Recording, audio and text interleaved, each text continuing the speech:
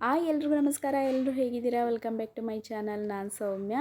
ರವೆ ಉಂಡೆನ ಹೇಗೆ ಮಾಡ್ಕೊಳ್ಳೋದು ಅಂತೇಳ್ಬಿಟ್ಟು ನೋಡ್ಕೊಂಬರೋಣ. ಮೊದಲಿಗೆ ಸ್ಟವ್ ಮೇಲೆ ಒಂದು ಬಾಣಲಿನ ಇಟ್ಕೊಂಡಿದ್ದೀನಿ.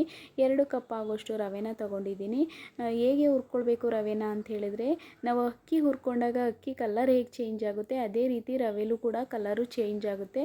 ಅಲ್ಲಿ ತನಕನೂ ಕೂಡ ನಾವು ರವೆನ ಹುರ್ಕೊಳ್ಬೇಕಾಗುತ್ತೆ.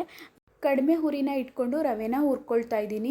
ಜಾಸ್ತಿ ಉರಿ ಕೊಟ್ಕೊಂಡು ಹುರಿಯೋಕೆ ಹೋದರೆ ರವೆ ಸೀದೋಗಿಬಿಡುತ್ತೆ. ಹಾಗಾಗಿ ಕಡಿಮೆ ಸಿಮ್ಮಲ್ಲಿ ಇಟ್ಕೊಂಡು ನಾವು ರವೆನ ಹುರ್ಕೊಳ್ಬೇಕು. ಒಂದು 10-12 ನಿಮಿಷ ಟೈಮ್ನ ತಗೊಳುತ್ತೆ. ಅಲ್ಲಿ ತನಕನೂ ರವೆನ ಹುರ್ಕೊಳ್ಬೇಕು.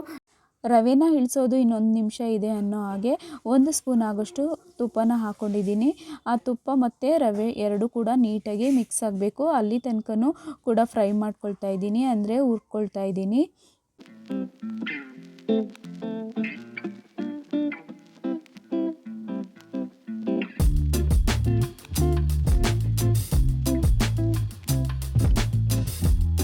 ನೆಕ್ಸ್ಟ್ ಕೊಬ್ಬರಿ ತುರಿ ಮಣೆಯಲ್ಲಿ ನಾನು ಕೊಬ್ಬರಿನ ತುರ್ಕೊಂಡಿದ್ದೆ.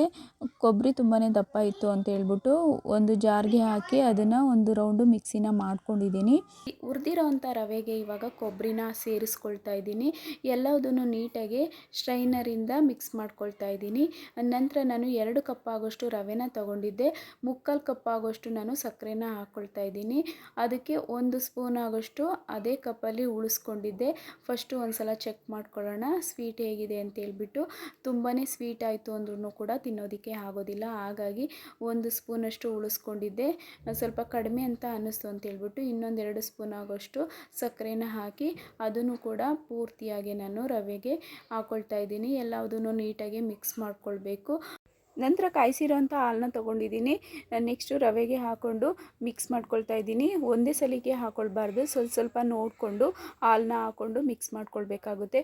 ನೆಕ್ಸ್ಟು ನಾನು ಹಾಲು ಹಾಕ್ಕೊಂಡ ನಂತರ ಕೈಯಲ್ಲಿ ಎಲ್ಲದನ್ನು ನೀಟಾಗಿ ರೊಟ್ಟಿನ ಹೇಗೆ ಹದ ಮಾಡ್ಕೊಳ್ತೀವಿ ಆ ರೀತಿ ಮಿಕ್ಸ್ ಮಾಡ್ಕೊಳ್ಬೇಕು.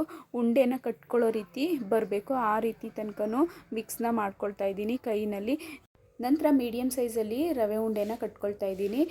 ನೆಕ್ಸ್ಟು ನಾನು ಅದಕ್ಕೆ ರವೆ ಉಂಡೆ ಒಳಗಡೆ ಒಣದ್ರಾಕ್ಷಿ ಸಿಗೋದ್ರಿಂದ ತುಂಬಾ ಚೆನ್ನಾಗಿರುತ್ತೆ ತಿನ್ನೋದಕ್ಕೆ ಅಂತ ಹೇಳ್ಬಿಟ್ಟು ಒಂದು ಮೀಡಿಯಮ್ ಸೈಜಲ್ಲಿ ರವೆ ಉಂಡೆನ ಮಿಶ್ರಣ ಇರುತ್ತಲ್ಲ ಅದನ್ನು ಅರ್ಧದಷ್ಟು ತೊಗೊಂಡು ಸೆಂಟರಲ್ಲಿ ನಾನು ಒಣದ್ರಾಕ್ಷಿನ ಇಟ್ಟು ಇನ್ನು ನೆಕ್ಸ್ಟು ಅದಕ್ಕೆ ಇನ್ನೊಂದು ಅರ್ಧದಷ್ಟು ರವೆ ಮಿಶ್ರಣನ ತೊಗೊಂಡು ನೀಟಾಗಿ 2 ಕೈಯಿಂದನೂ ಒಂದು ಉಂಡೆಯಾಗೆ ನಾನು ಮಾಡ್ಕೊಳ್ತಾ ಇದ್ದೀನಿ. ಈ ರೀತಿ ಮಾಡ್ಕೊಂಡಿದ್ದೀನಿ ಎಲ್ಲ ಉಂಡೆಗಳಿಗೂ ಸಹ.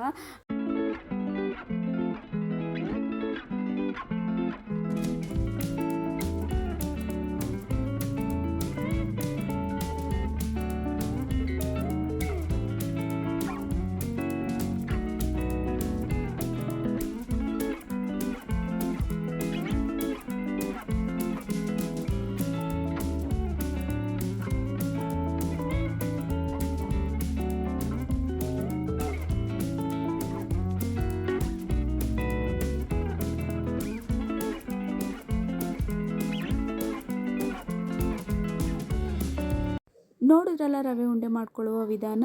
ನೆಕ್ಸ್ಟು ಎಲ್ಲ ಮಿಶ್ರಣನೂ ಉಂಡೆನ ಕಟ್ಕೊಂಡಿದ್ದೀನಿ. ನಂತರ ಉಂಡೆಗಳ ಮೇಲೆ ಒಂದೊಂದು ಗೋಡಂಬಿನ ಇಟ್ಕೊಂಡು ಬಂದಿದ್ದೀನಿ. ಈ ರೀತಿ ಮಾಡ್ಕೊಳ್ಳೋದ್ರಿಂದ ರವೆ ಉಂಡೆ ತಿನ್ನೋ ಮುಂಚೆ ಒಂದು ಗೋಡಂಬಿನ ತಿಂದು ನೆಕ್ಸ್ಟು ರವೆ ಉಂಡೆ ತಿನ್ನೋದ್ರಿಂದ ತುಂಬಾ ಇಷ್ಟ ಆಗುತ್ತೆ. ಅದಕ್ಕೋಸ್ಕರ ಈ ರೀತಿ ಮಾಡ್ಕೊಂಡಿದ್ದೀನಿ. ಹಾಗೆಯೇ ನೋಡ್ತಾ ಇರ್ಬೋದು ರವೆ ಉಂಡೆ ಸೆಂಟರಲ್ಲಿ ಇಟ್ಟಿರೋವಂಥ ಒಣದ್ರಾಕ್ಷಿ ಹೇಗೆ ಓಪನ್ ಮಾಡಿದಾಗ ಕಾಣಿಸುತ್ತೆ ಅಂತ. ಅದೇ ರೀತಿ ತಿನ್ನೋ ಟೈಮಲ್ಲಿ ಒಣದ್ರಾಕ್ಷಿ ಬಾಯಲ್ಲಿ ಸಿಕ್ಕಿದಾಗ ತುಂಬಾ ಚೆನ್ನಾಗಿರುತ್ತೆ ತಿನ್ನೋದಕ್ಕೆ. ಯಾರೆಲ್ಲ ಇನ್ನೂ ನನ್ನ ಚಾನಲ್ನ ಸಬ್ಸ್ಕ್ರೈಬ್ ಮಾಡದೆ ನೋಡ್ತಾ ಇದ್ದರೆ ದಯವಿಟ್ಟು ಸಬ್ಸ್ಕ್ರೈಬ್ ಮಾಡ್ಕೊಳ್ಳಿ. ಹಾಗೆ ಪಕ್ಕದಲ್ಲಿರುವಂಥ ಬೆಲ್ ಐಕಾನ್ನ ಪ್ರೆಸ್ ಮಾಡಿ. ಹಾಗೆ ಈ ವಿಡಿಯೋ ಏನಾದರೂ ಇಷ್ಟ ಆಯಿತು ಅಂದರೆ ನಿಮ್ಮ ಫ್ಯಾಮಿಲಿ ಫ್ರೆಂಡ್ಸ್ಗೆಲ್ಲ ಈ ವಿಡಿಯೋನ ಶೇರ್ ಮಾಡಿ. ಹಾಗೆ ಒಂದು ಲೈಕ್ ಮತ್ತು ಕಮೆಂಟ್ ಕೊಡೋದನ್ನು ಮರಿಬೇಡಿ. Thank you so much.